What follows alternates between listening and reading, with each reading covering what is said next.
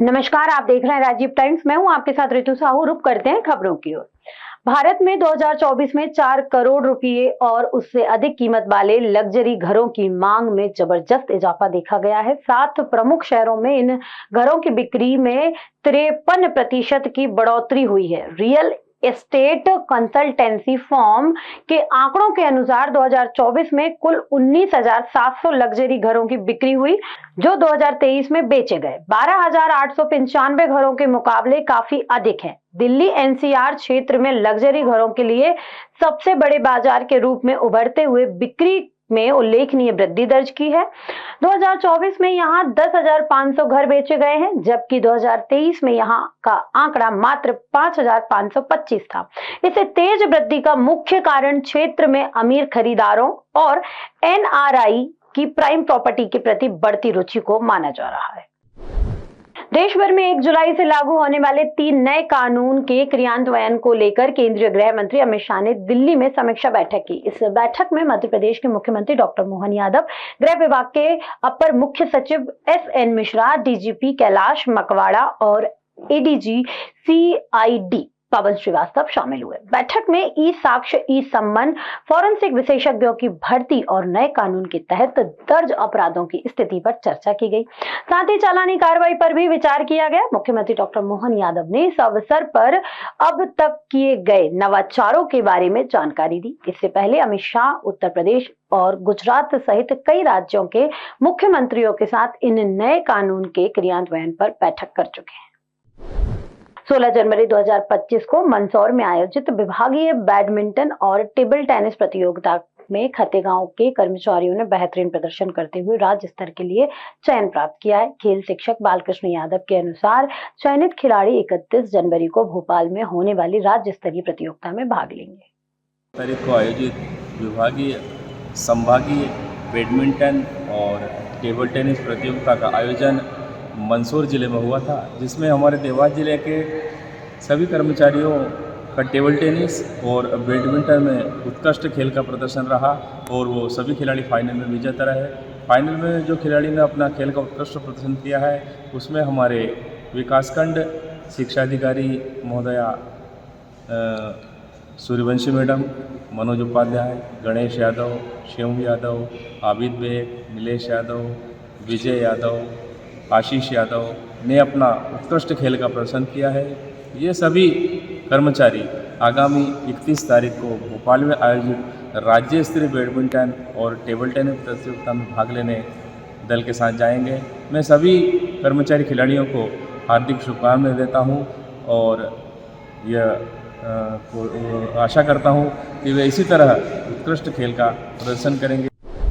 मध्य प्रदेश के कई जिलों में आज सुबह से घने कोहरे का असर देखने को मिल रहा है। भारतीय मौसम विभाग के अनुसार भिंड, मुरैना, ग्वालियर, श्योपुर कला, दतिया, मंदसौर, नीमच, निमाड़ी, उत्तर छतरपुर, जबलपुर, रीवा और महूगंज में घने कोहरे की स्थिति बनी हुई है।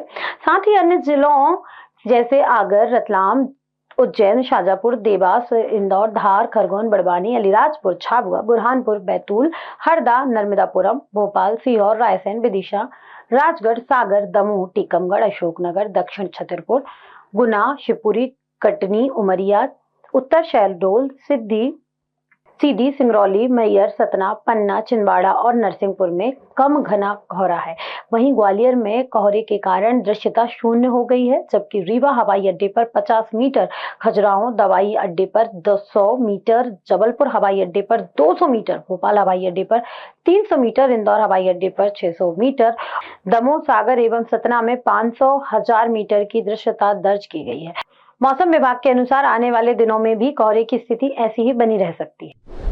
मंत्री विश्वास सारंग ने अपेक्स बैंक भर्ती पर जारी विवाद पर बयान दिया है। उन्होंने कहा कि संजय भटनागर उनके ओएसडी नहीं है और भर्ती प्रक्रिया आईबीपीएस के माध्यम से निष्पक्ष तरीके से की गई थी। आरोपों को भ्रामक और तथ्यहीन बताया है। ये आईबीपीएस निश्चित करता है, अपेक्स बैंक को या किसी भी संस्था को वह नंबर नहीं बताए जाते।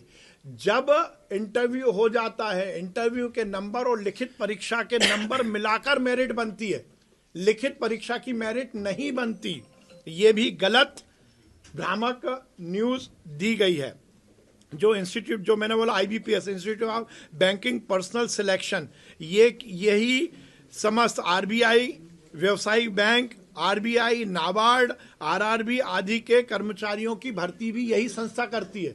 नाबार्ड की भी करती है, RBI के जो प्रशिक्षार्थी होते हैं उनकी भी यही परीक्षा करती है। इस तरह से कहीं भी किसी भी तरह का कोई बात नहीं है। मुझे आश्चर्य है कि मेरा नाम इस बात पे लिख दिया गया कि मेरे OSD हैं। OSD तो पता कर लेते, OSD तो लिखित में उसका आदेश होता है। संजय भटनागर मेरे OSD नहीं हैं। एपेक्स बैंक के MD के भतीजे ने परीक्षा में भाग ही नहीं लिया।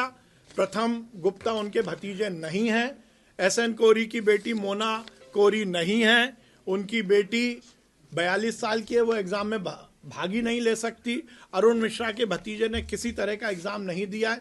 कहां से ये न्यूज आई है, मुझे आश्चर्य है।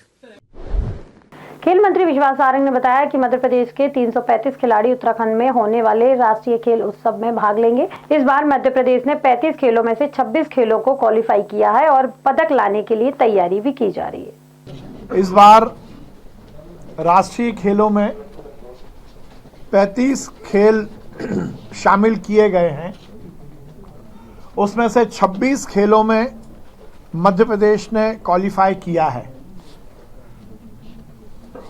जिसमें से 25 प्रतियोगिता के खेल हैं और एक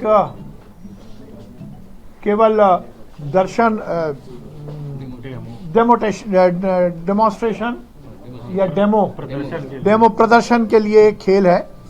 उसमें भी मध्य प्रदेश अपना हिस्सा लेगा। जैसा आप सबको जानकारी है, पिछले राष्ट्रीय खेल में मध्य प्रदेश ने चौथा स्थान प्राप्त किया था और यदि हम सर्विसेज को हटा दें तो प्रदेशों में हम तीसरे स्थान पर थे और हमने बहुत उत्कृष्ट प्रदर्शन किया था। इस बार भी हमारी पूरी तैयारी है कि हम राष्ट्रीय खेलों में उत्कृष्ट प्रदर्शन करेंगे और हमारे खिलाड़ी अधिक से अधिक पद लेके आएंगे। पिछली बार का जो राष्ट्रीय खेल था उसमें लगभग 43 खेल थे, इस बार 35 खेल ही है, तो लगभग कुछ खेलों की उसमें कमी आई है। पर उन 35 में से 26 खेलों में हमारे खिलाड़ी पार्टिसिपेट कर रहे हैं, क्वालिफाई किए हैं। जो हमारे 26 खेलों में खिलाड़ी जा रहे हैं उसमें टोटल मिलाकर हमारे लगभग 335 खिलाड़ी क्वालिफाई कर रहे हैं और 335 खिलाड़ी उत्तराखंड जाएंगे। पूरी व्यवस्था के लिए 100 स्टाफ की भी हमने व्यवस्था की है जो उत्तराखंड जाएंगे। इस बार हमने हमारे उत्कृष्ट प्रदर्शन के लिए कुछ नए प्रयोग किए हैं। पहला प्रयोग तो हमने ये किया क्योंकि उत्तराखंड में कंपैरेटिवली हमसे ज़्यादा ठंडा मौसम रहेगा, तो हमारे खिलाड़ी उस मौसम के इम्यून हो सकें, उसमें वो अपने आप को ढाल सकें, इसलिए हम एडवांस में टीम भेज रहे हैं। नगर निगम के किलाउल पार्क में अतिक्रमण के खिलाफ बड़ी कार्रवाई की है। लगभग 1 दर्जन दुकानों पर बुलडोजर चलाया गया है और 2 ट्रक माल को जब्त किया गया है। कार्रवाई में निगम का भारी अमला भी मौजूद था। खबरों में फिलहाल इतना ही। मुझे यानी ऋतु साहू को दीजिए इजाजत। आप देखते रहिए राजीव टाइम्स। नमस्कार।